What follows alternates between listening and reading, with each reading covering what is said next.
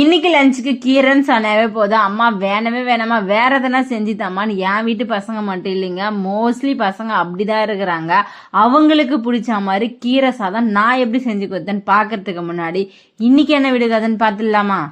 சேர்த்து வைத்துக்கொள் என்றால் கேட்காது, அவ்வப்போது வேண்டும் என்று அடம்பிடிக்கும். அது என்ன? இதுக்கான ஆன்சர் நீங்க யோசிச்சுக்கினே இருங்க. அதுக்குள்ள கீரை நான் எப்படி செஞ்சேன்னு பாத்தீங்கன்னா, துவரம் பருப்புல வெங்காயம், தக்காளி, பச்சை மிளகாய், மஞ்சள் தூள், புளி எல்லாமே சேர்த்து நல்லா வேகட்டும் சொல்லிட்டு கீரையை அலசி அதுலயே சேர்த்து இது எல்லாமே நல்லா வெந்ததுக்கு அப்புறமா மிக்சி ஜார்ல சேர்த்து லைட்டா அரைச்சி எடுத்தோம்னா சூப்பரா கீரை ரெடி ஆயிடும். இதை தாளிச்சு பசங்களுக்கு அவங்களுக்கு பிடிச்ச மாதிரி சைடு செஞ்சு கொடுத்தோம்னா நல்லாவே சாப்பிட்டு வருவாங்க. கீரையை மத்து போட்டு கடைஞ்சா கொஞ்சம் திப்பி திப்பியா இருக்கிற மாதிரி இருக்கும். ஆனா இந்த மாதிரி செஞ்சு கொடுக்கும்போது என்னுடைய பசங்க சாப்பிட்டு வந்துருவாங்க.